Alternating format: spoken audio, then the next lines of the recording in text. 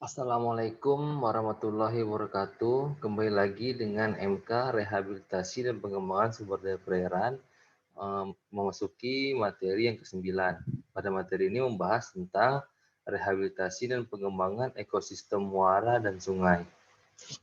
Kita lanjut slide pertama. Pendahuluannya adalah sumber daya muara atau estuari, yaitu tempat berakhirnya aliran sungai di laut, danau, atau sungai lain, sungai yang dekat laut. Nah, maksudnya estuari ini tempat berakhirnya pertemuan sungai kecil-kecil atau sungai lainnya menuju ke laut. Jadi tempat ataupun tempat pertemuan air laut menuju sungai. Jadi ya daerah tempat bertemunya air laut dan sungai lah. Ini gambarannya seperti ini. Nah, ini daerah estuari, ini di sungainya, di laut.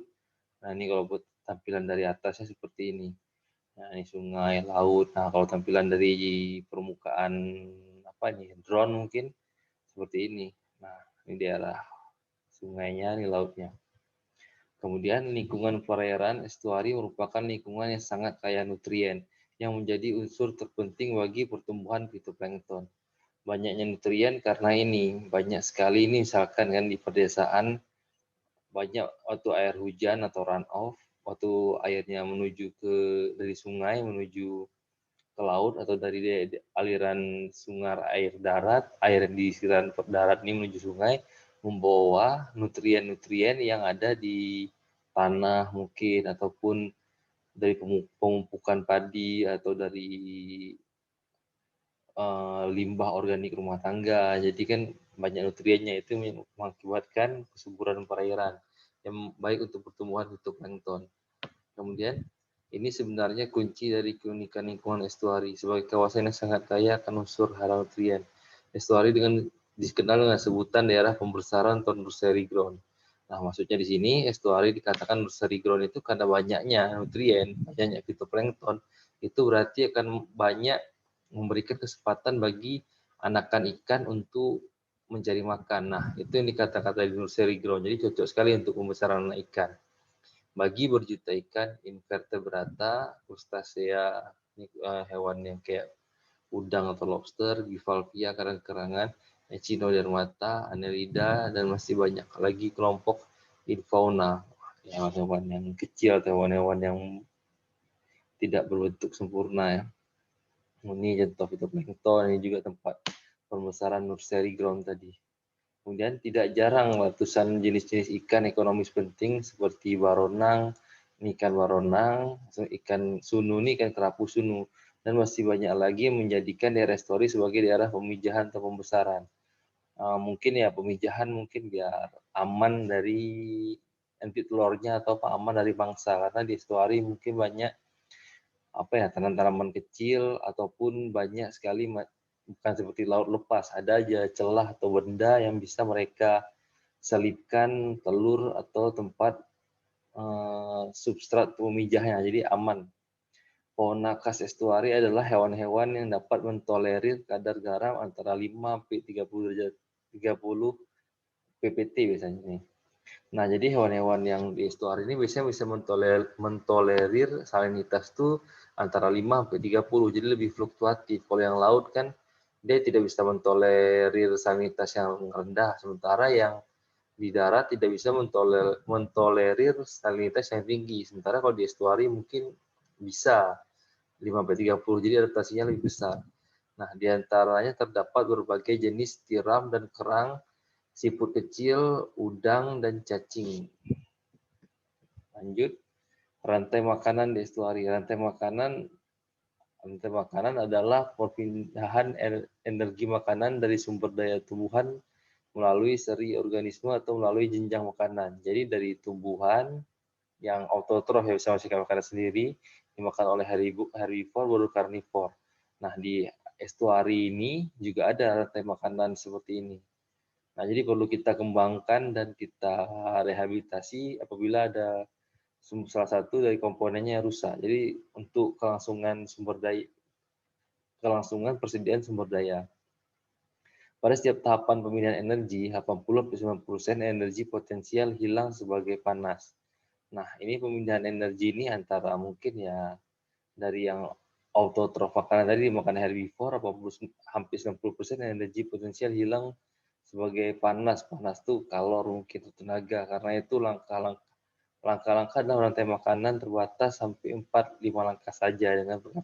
Dengan maksud lain, semakin pendek rantai makanan, semakin besar pula energi yang tersedia. Nah, maksudnya tadi kan kalau rantai makanannya pendek, mungkin energinya lebih banyak. Mungkin dari autotrof, herbivore, karnivore, tidak melalui proses-proses yang panjang. Karena kalau proses yang panjang tadi dikatakan 80-90 energinya sudah hilang. Jadi kan waktu makanan dari autotrof, makanan herbivore itu ada energinya, tapi pasti makan karnivore mungkin akan berkurang lagi, dimakan lagi berkurang lagi. Nah, itu yang dikatakan rantai panjang, maka dari itu diusahakan rantai makanannya pendek ya, rantai makanannya pendek agar energinya tetap banyak. Kemudian di perairan estuari terdapat 3 bagian terbesar dalam rantai makanan, yaitu fitoplankton, zooplankton, dan infauna bentik. Nah, ini contoh infauna bentik. Hewan-hewan kecil ataupun hewan-hewan bukan kategori yang organ lengkap yang tinggal di bawah air. Sebab itu plankton dan zooplankton adalah komponen rantai makanan utama dan penting di mana bagian ini berisi informasi yang mendukung keberadaan organisme tersebut. Nah, jadi keberadaan fitoplankton dan zooplankton mempengaruhi keberadaan hewan-hewan ini. Mungkin secara tidak langsung, fitoplankton dan zooplankton dimakan oleh ikan kecil dimakan oleh ikan besar, dan apabila mati mungkin akan diurai ataupun dimakan oleh hewan-hewan kecil ini. Sedangkan infauna bentik adalah proses yang melengkapi pentingnya rantai makanan di dalam ekosistem pantai berlumpur. Ya, pantai berlumpur biar lancar substratnya, biar dia bisa, infauna bentik ini bisa hidup. Kemudian ada juga teknologi pemodelan dapat secara komprehensif menggambarkan proses-proses yang mempengaruhi kualitas perairan di muara sungai dengan menggunakan skenario dan simulasi pemodelan untuk memperlihatkan pengaruh dari sungai dan laut terhadap organisme dan habitat ekosistemnya. Ada suatu metode yaitu pemodelan ini dia bisa memprediksi. Ada cara kerjanya, mungkin saya sudah agak lupa ya caranya, tapi kita pelajari bisa. Jadi kalau kita menggunakan metode ini, kita bisa memasukkan faktor-faktor yang terkait di ekosistem atau sumber daya perairan ini. Nanti apa faktor keunggulan, faktor ancaman, nanti dirankan atau dijalankan. Nah, seberapa lama, apakah dia akan tahan ataukah rusak? Kalaupun akan tahan, seberapa banyak produksinya nanti, ataupun kalau akan rusak di tahun keberapa akan rusak. Jadi ini semacam simulasi lah. Jadi tujuannya nanti ada pertanyaan mengenai mengapa kuantitas udang galah dan lobster berkurang, atau bila mana udang galah dan lobster akan hilang di suatu perairan muara sungai akan terjawab dan disimulasikan melalui skenario pemodelan. Jadi bisa jelaskan sini, misalkan dengan kondisi seperti ini, keadaan alamnya gini, seperti itu. Bagaimana nih kehidupan udang galah dan lobster? Nanti dimasukkan udang galah dan lobster ini butuh apa aja untuk hidupnya. Sedangkan sumber daya yang ada seperti ini, kita jalankan, diprediksi nanti, akan tetap ada udang galah dan lobster. Ataupun udang galah dan lobster ini akan ada mungkin sampai tahun sekian gitu. Jadi bisa diprediksikan. Kemudian model yang digunakan dalam membangun skenario pemodelan kualitas perairan muara sungai adalah meliputi hidrodinamika dan aliran sungai untuk mengkaji pola sirkulasi arus laut dan sungai. Nah, ini untuk mengkaji yang perairannya, skenario pemodelan kualitas perairan. Nah, kualitas perairan kalau seperti ini terus gimana mungkin akibatnya, ataupun kalau yang jelek gimana, menggunakan metode adveksi dispersi. Nah, kemudian pergerakan sedimen kolom air, pergerakan partikel digunakan untuk mensimulasikan pola penyebaran sedimen di sungai dan di laut. Nah, di sini juga akan memprediksi bagaimana nih pola penyebaran sedimen di sungai dan di laut. Jadi kan mungkin sedimennya akan bertambah ataupun semakin banyak tumpukan sedimennya. Kemudian model ekosistem yang digunakan untuk mensimulasikan skenario dari pengaruh organisme laut terhadap kualitas di perairan muara sungai. Nah, bisa juga dikaji nanti bagaimana efek dari adanya organisme laut terhadap pengaruh perubahan kualitas di perairan muara sungai. Jadi bisa semua disimulasikan menggunakan aplikasi tadi itu. Kemudian yang materi kedua adalah sumber daya sungai. Sungai adalah air yang besar dan memanjang yang mengalir secara terus-menerus dari hulu menuju hilir.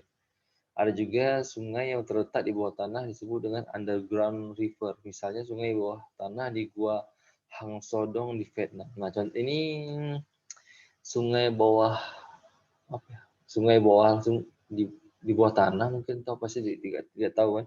Karena kita tahu sungai ya sungai yang di atas ini kan.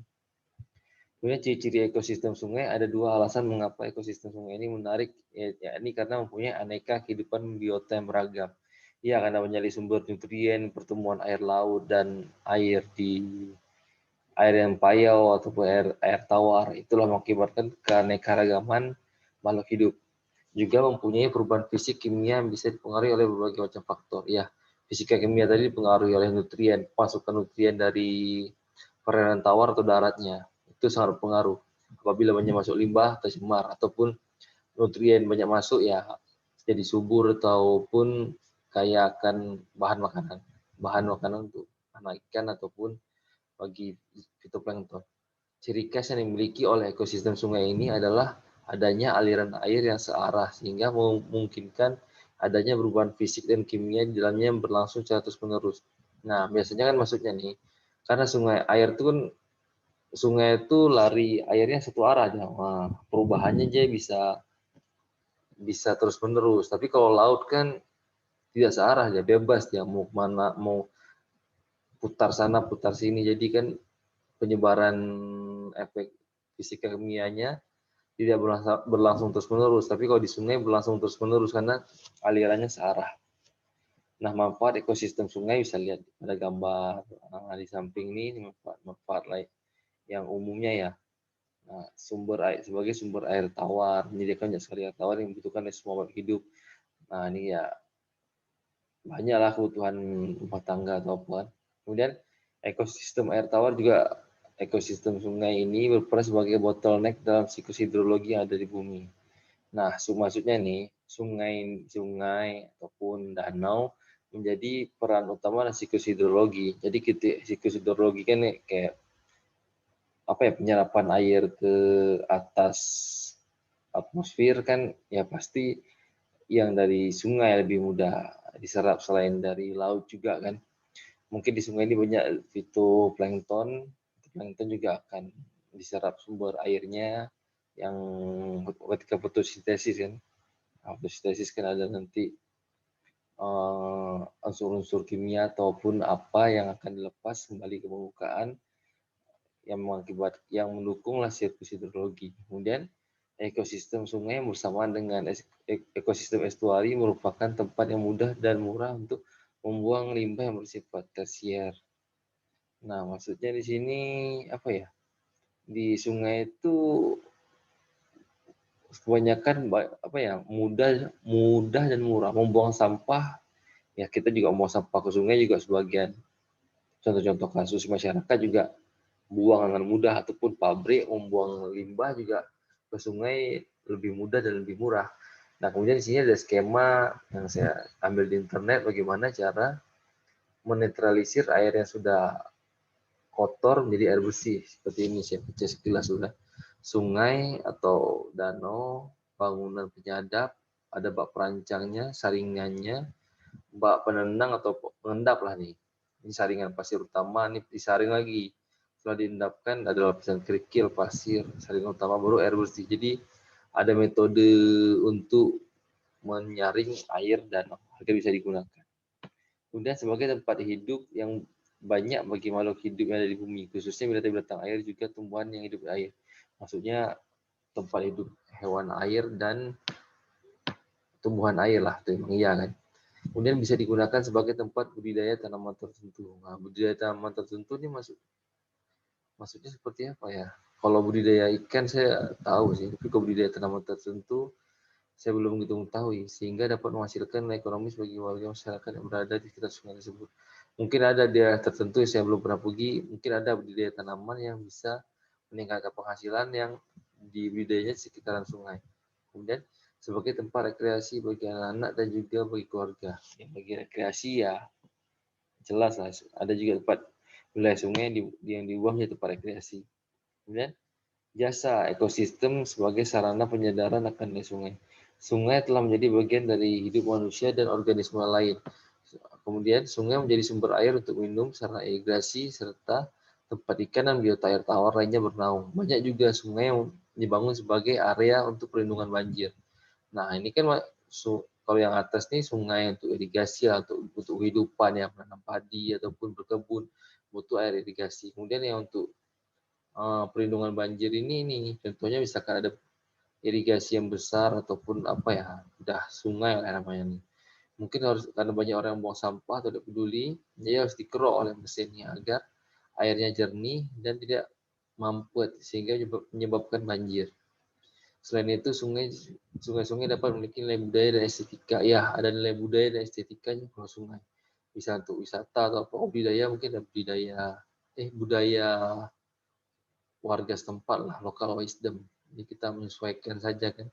Salah satu cara untuk meningkatkan kesadaran tentang pentingnya sungai dan lebih mudah memasukkan ke dalam perencanaan pembangunan adalah dengan menggunakan konsep jasa ekosistem. Nah, di sini akan diperlihatkan bagaimana konsep jaga ekosistem untuk mengamankan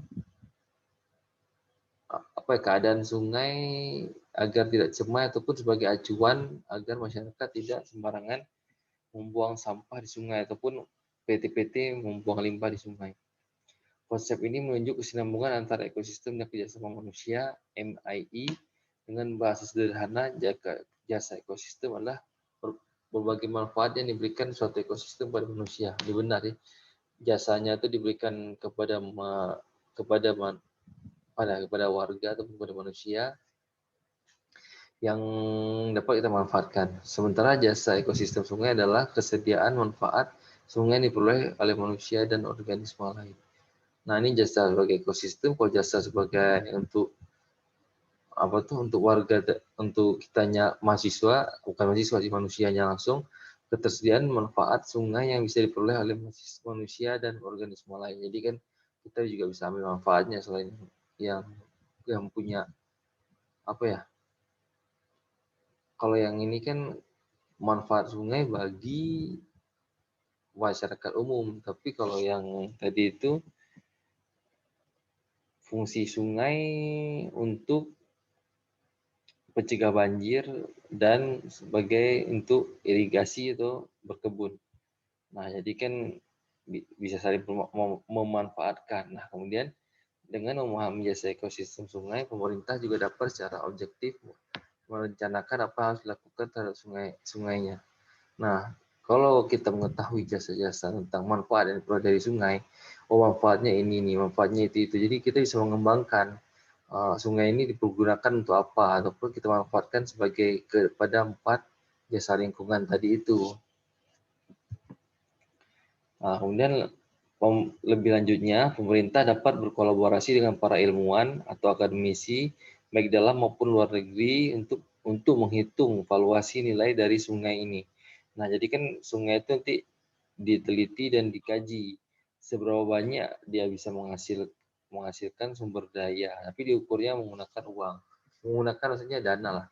Seperti penelitian dari Costanza tahun 2014 mengestimasi nilai jasa ekosistem dari seluruh ekosistem yang ada di dunia bisa setara dengan 125 triliun dolar. Nah, itu maksudnya manfaat yang diperoleh dari ekosistem yang masih bagus, ekosistem sungai ataupun apa yang masih bagus.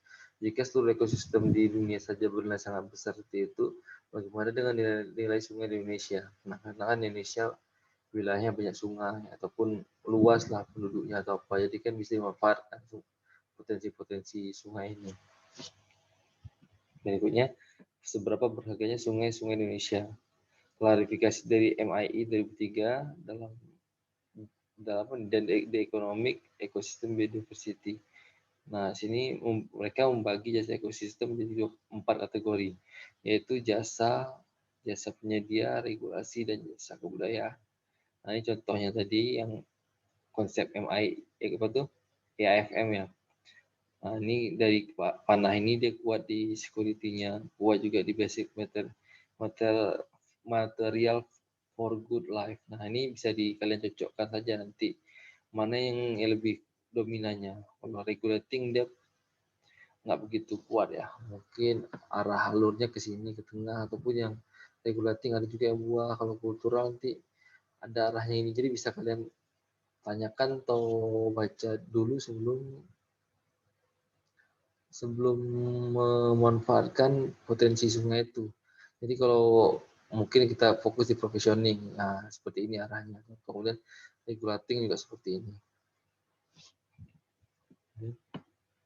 Yang pertama Mas, jasa pendukung atau supporting service, yaitu ekosistem menyediakan ruang yang hidup bagi tanaman dan hewan. Nah, jadi ekosistem itu kapasitas penyedianya biasanya tetap konstan, tidak berubah. Kalaupun dirubah, pasti ada pembukaan lahan baru. Nah, semakin banyak populasi, maka semakin sempit. Tapi kalau pas, maka kita akan lebih mudah menikmati jasa lingkungan tadi. Contohnya, setiap sungai memiliki siklus nutrisi yang akan menjaga kesuburan daerah sungai. Ya, sungai juga terus memiliki nutrisi-nutrisi yang baru yang akan menjadi konsumsi bagi bagi ikan ataupun bagi ikan ataupun bagi ekosistem, bukan yang menyebut arti mahasiswa apa ya, bagi alam lah, bagi mau masuk nutrisi bagi alam. Jadi biota atau organisme dapat memanfaatkannya juga. Kemudian habitat service, karena manfaatnya yang menyediakan berbagai jenis habitat dapat menunjang siklus hidup satu spesies. Dalam konteks sungai Indonesia, sungai ini memiliki peran dan siklus nutrisi dan menyediakan segala sesuatu yang dibutuhkan tanaman baru, hewan untuk bertahan hidup, makanan, air, tempat berlindung. Nah, di sini maksudnya habitat service. Dengan habitat ini mungkin kita bisa memanfaatkan dalam seperti memancing ataupun membuat keramba. Nah, itulah fungsi-fungsi dari pengembangan dan rehabilitasi sungai tadi. Kemudian jasa penyedia atau provisioning service yang mengacu pada kemampuan sungai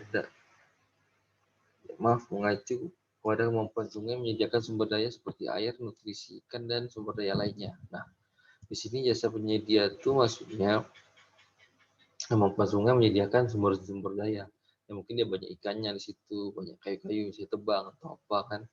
Tapi penebangan kayu harus tanam ulang. Kemudian contoh masyarakat Sumatera Selatan menggunakan ikan belida di Sungai Musi sebagai bahan utama makanan tradisional mereka, yaitu pempek. Nah, mungkin kalau pernah saya baca di internet, ikan belida ini sudah hampir langka. Mungkin pembuatan pempek tadi mungkin bisa diganti dengan ikan lain, karena ikan ini semakin langka.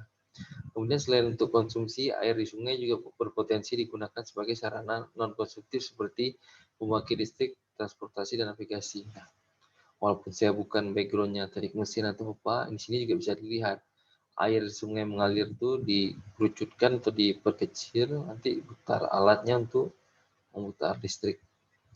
Ada semacam gear atau apanya kan. Kemudian jasa regulation service atau semacam regulasi lah. Berbagai potensi dimiliki oleh sungai-sungai Indonesia seperti kemampuan pengendalian erosi dan penahanan banjir dan penjagaan kualitas air. Nah, di sini kan maksudnya itu bagaimana kita membuat regulasi yang mendukung agar sungai ini tidak banjir atau bisa termanfaat dengan baik. Nah, contohnya di Jepang. Di Jepang mereka buat pilar atau apa apabila nanti banyak hujan atau apa, atau musim dingin nanti sering hujannya mungkin dimasukkan dalam tabung-tabung tadi setelah melewati sungai, jadi tidak meluap. Kemudian ada pompa, semacam pompa ya, setelah disterilkan tadi dipompa ke atas, mungkin baru dimasukkan ke dalam kemasan yang baru. Bukan kemasannya, maksudnya ke dalam wadahnya, baru dipompa lagi, dialirkan ke sungai yang lain.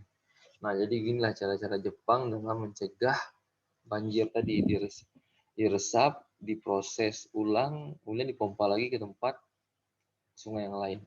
Kemudian jasa budaya cultural service, di sini kan sungai ini memberikan manfaat juga bagi masyarakat, mungkin dalam perlombaan atau ritual adatnya atau apa. Jadi adalah nilai budaya dari sungai-sungai tersebut, dan setiap daerah pasti beda-beda nilai budayanya. Oke, sekian dari saya materinya, semoga bermanfaat. Apabila ada yang ingin ditanyakan, silakan tulis di kolom komentar atau via WhatsApp. Semoga apabila saya ada salah, saya mohon maaf. Assalamualaikum warahmatullahi wabarakatuh.